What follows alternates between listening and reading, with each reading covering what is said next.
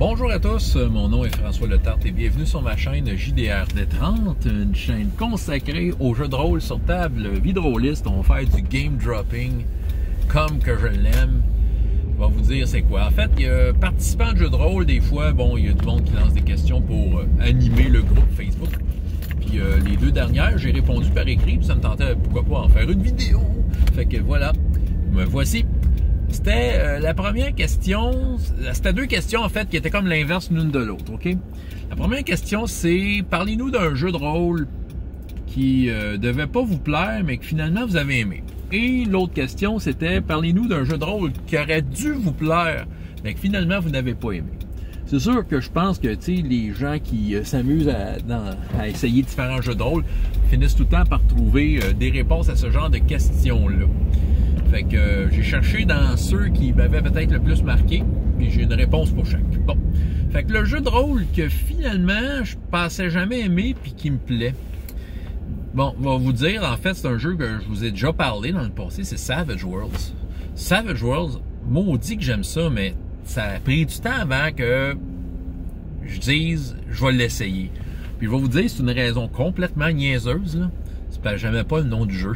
C'est aussi simple que ça. Moi, je trouve que le nom, le nom, ça a de l'air, je sais pas, je trouve le nom ridicule. Tu sais, les mondes sauvages! Tu sais, moi, là, les mondes sauvages, là, moi, j'imagine juste du monde en jeans puis en bédaine sauter partout, tu sais. des espèces de barbus, là. Des barbus dans un délire sauter partout. Moi, quand je Savage World, c'est ça, c'est des mondes sauvages. Moi, c'est ça que je jouais. Fait que, tu sais, je savais que c'était pas un jeu de rôle de ça. Mais, tu sais, je sais pas. Tu sais, on dirait que des fois, tu sais, c'est ça, des fois, l'emballage ou, tu sais, il y a toutes sortes de raisons niaiseuses de dire que quelque chose ne vous intéresse pas. Puis des fois, c'est des raisons complètement épaisses. Puis je le savais qu'à quelque part, ce jeu-là, je le sais que pas que je l'haïssais, mais il m'intéressait pas pour les bonnes raisons. Mais bon, tu sais, j'avais plein d'autres jeux qui m'intéressaient, tu sais. Pourquoi m'essayer un jeu que déjà le nom, je l'aime pas? Puis tu sais aussi, la présentation me faisait pas triper tant que ça, tu sais. Là, moi, à l'époque où j'ai pris connaissance de Savage World, c'était la version de luxe en anglais. Puis tu sais, t'as une espèce de logo, là, qui a de l'air d'un... Je sais pas trop, même le logo, tu sais, je le trouve pas vraiment cool, tu sais. C'est ça. Puis là, t'avais comme deux personnages, ok, des beaux dessins, mais deux personnages sur un fond beige, tu sais. Tu sais, c'était comme, c'est ça. Mais à un moment donné, ce qui fait que je me suis amené vers Savage World, entre autres, c'est que j'avais gagné un prix. Puis c'était comme un genre de je pouvais commander de quoi avec un super rabais chez, tu sais, veut dire, à la compagnie qui fait ce jeu-là, tu sais. Pinnacle Entertainment, c'est ça. Puis, tu sais, là, rendu là, je voyais Savage Worlds qui vendait pas si cher que ça. Tu sais, dans le fond, c'est un jeu qui était quand même très, très abordable, là, à l'époque. Fait que, je me suis dit, bah, regarde, rendu là, pourquoi pas? Tu sais, je l'ai commandé, tu sais, parce que j'avoue que chez Pinnacle, il n'y avait rien d'autre qui m'intéressait. Tu sais, c'était la seule affaire, tu sais, puis j'avais un coupon rabais, puis, tu sais, écoute, je m'en profitais, tu sais. Pourquoi pas? Tu sais, le livre, je l'avais quasiment gratuit rendu là. Fait que, tu sais, j'avais pas grand-chose à perdre. Je l'ai amené. Puis, tu sais, je l'ai feuilleté de même. Puis, tu sais, sur le coup aussi, tu sais, je disais ça, j'étais comme, bof, tu sais, je sais pas. La présentation, ça me le dit pas non plus, tu sais.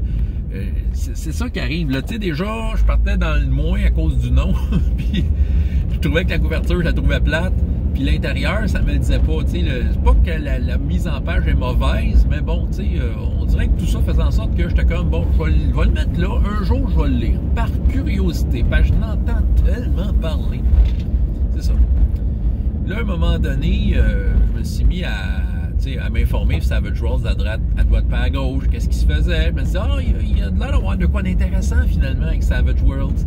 Puis tu sais, à un moment donné, mon groupe à la maison, on a décidé de peut-être l'essayer parce qu'on se disait, on va peut-être s'enligner sur une campagne. Puis Savage Worlds semblait être le jeu qui répondait à beaucoup de critères pour répondre à notre besoin, tu sais, à ce moment-là.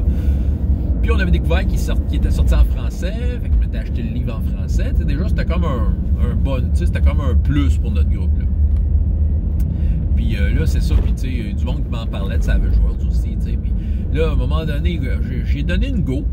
Puis je me suis mis à essayer ça, Savage Worlds. Puis là, c'est là que j'ai découvert le jeu. C'est ça, l'affaire. C'était rien que de l'essayer. Moi, j'avoue que ce jeu-là, moi, il va me chercher dans le bon sens, il me gratte le poil dans le bon sens. J'aime beaucoup ce système-là. J'aime beaucoup le fait qu'il couvre beaucoup de situations de façon simple. Là. Toutes les situations de jeu de rôle que tu peux voir, toutes les négociations, ces genres comment je pourrais dire, combats sociaux, les poursuites, les combats de masse, les combats individuels. Puis tu fais des héros qui sont vraiment cool avec toutes sortes de power. On va chercher un peu un des petits côtés le fun de Donjons des Vins avec des genres de feats. C'est sûr que c'est complètement différent de Savage Worlds, mais c'est un peu le principe de j'achète une habileté cool que je mets à mon personnage. Il y a beaucoup de choses que j'aime, puis je dirais que quand t'es meneur de jeu, c'est un jeu qui est quand même facile à prendre en main. T'sais. En tout cas, moi, il y a beaucoup de choses que j'aime de ce jeu-là. Je sais que c'est un jeu qui fait pas nécessairement l'unanimité, mais moi, j'avoue que là, l'avoir essayé, c'était l'essayer, c'est l'adopter. Mais au début, ça me le disait pas parce que je trouvais pas le nom cool. Je trouvais que c'était un nom ridicule de jeu. C'est ça, c'est moi. Du monde en bédaine, en jeans qui court partout. Ah! Savage World! Bon, ok. Il faudrait je pourrais faire une campagne basée sur cette idée-là. Bare chest and jeans. J'appellerais ça de même. Écoute, mettez-moi au défi. Bare chest and jeans. Qui c'est qui embarque? On se fait une campagne de gars en jeans en bédaine qui courent partout pour rien. Il faut mettre de quoi une histoire, là, puis ça serait Savage Worlds, ok? OK, fait que, bon, on se part une campagne de Bare Chest and Jeans. Bon, OK. On va aller dans l'autre question. Donc, le jeu de rôle qui aurait dû me plaire, mais que finalement, j'ai pas aimé. Ça aussi, tu sais, on est sûrement plusieurs, tu sais. Je pourrais même mettre Donjon, une couple de versions de Donjon là-dedans. Mais je pense celui, un qui m'est venu à l'esprit quand j'y ai pensé, puis un que vraiment, j'ai quasiment regretté d'avoir mis autant d'argent dedans. C'était une des nombreuses versions du jeu de rôle Star Trek, celle de Decipher. Decipher avait eu les licences de Star Trek ainsi que Le Seigneur des Anneaux, Lord of the Rings, à l'époque où les films sortaient. Decipher semblait être une compagnie solide, semblait être une compagnie où ils faisaient des produits de qualité, bien présentés. Vous savez, la version précédente de Star Trek, Last Unicorn, j'aurais pu le mettre aussi. J'avoue que moi, Last Unicorn, ça m'avait pas appelé ce jeu-là. Je sais pas. Tu sais, je me disais, Last Unicorn, je trouvais qu'il y avait je sais pas pourquoi, j'avais l'impression qu'il y avait un genre d'investissement dans le jeu qui faisait en sorte que il fallait vraiment que tu sois un gros fan de Star Trek pour apprécier le jeu. C'était un peu trop pour moi, tu sais. Je les avais revendus. Puis Decipher, là, je m'étais dit, ah oui, ça a l'air d'un jeu, c'est un peu plus simple, plus facile d'approche, j'étais super hype, j'avais acheté tous les livres qui étaient sortis. Puis là, je m'étais mis à lire ça. Et là, j'étais resté sur ma faim. J'étais comme, OK, il me semble qu'il manque de quoi. Tu sais, à part d'avoir une belle fiche de personnage tout en couleur, c'était pas grand-chose, ce jeu-là. C'était comme, moi, en tout cas, mon impression, c'est comme une version fade du système des vins. Tu sais, à l'époque, c'était la même époque que Donjon 3e, tu sais, où ils faisaient tout en D20. Puis moi, je trouvais que Donjon 3e D20, c'était meilleur que ça. Tu sais, c'était déjà que j'aimais déjà ça à l'époque aussi, là. Mais je trouvais que c'était plus trippant jouer à Donjon 3e D20 que Decipher, qui était comme... Moi, mon impression, c'était comme une pâle copie du système des 20. Ils ont juste essayé de se démarquer en faisant ça avec 2D6, puis, mais tu sais, t'avais pas autant d'options, c'était comme limité, je sais pas trop, j'avais accroché sur le dégât des armes, je trouvais ça ridicule, tu sais.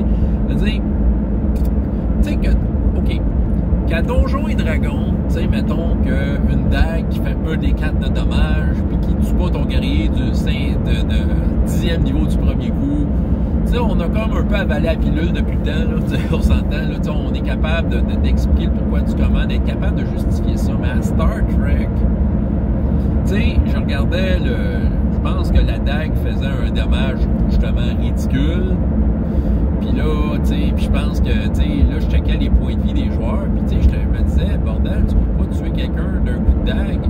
Mais pourtant, si t'écoutes les émissions de Star Trek, là, moi, mon but, c'est d'émuler Star Trek, OK? De faire en sorte que, tu sais, il y ait du danger, tu sais.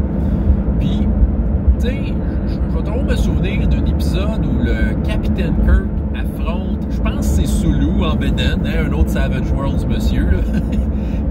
Ou c'était Savage Worlds, pas Savage Worlds, c'était Sulu ou un autre personnage, en tout cas, qui, dans le Med Bay, Kirk a pas de couteau dans les mains, mais l'autre, il a un couteau, puis il fait juste le menacer de même. Puis Kirk, tu le vois dans sa face. Quel bon acteur, William Shatner. Mais le couteau va me faire mal, tu sais. Il risque de se blesser grièvement, voire même mourir.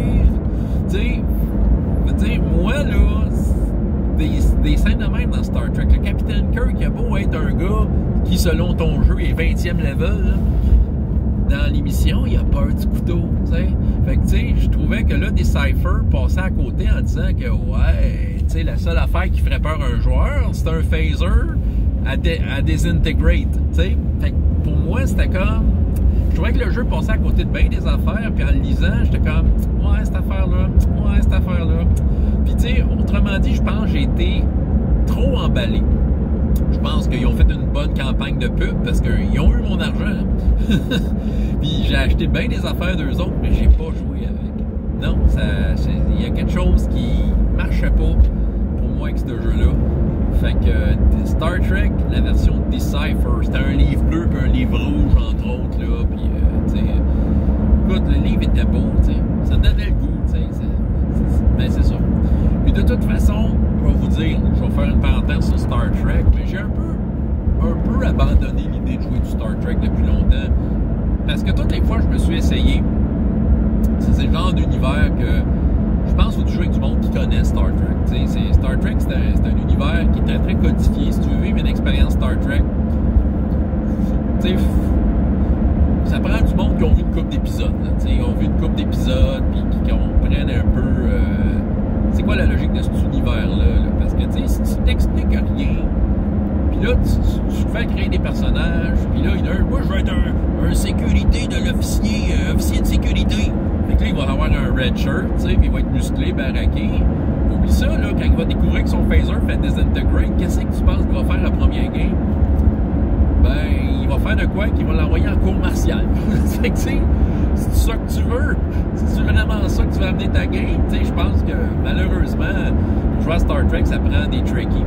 Tu sais, pas vraiment Star Wars où, tu sais, il y a comme une variété qui est beaucoup plus permissive, mais Star Trek, c'est ça. Fait que j'ai abandonné l'idée, là. Je pense que la science-fiction, je vais la faire avec Savage Worlds, Bare Chest and Jeans. Puis on va faire ça. François Leterne, JDR des 30, et jusqu'à la prochaine fois, il y a autant de plaisir dans la vie que dans les jeux. Au revoir.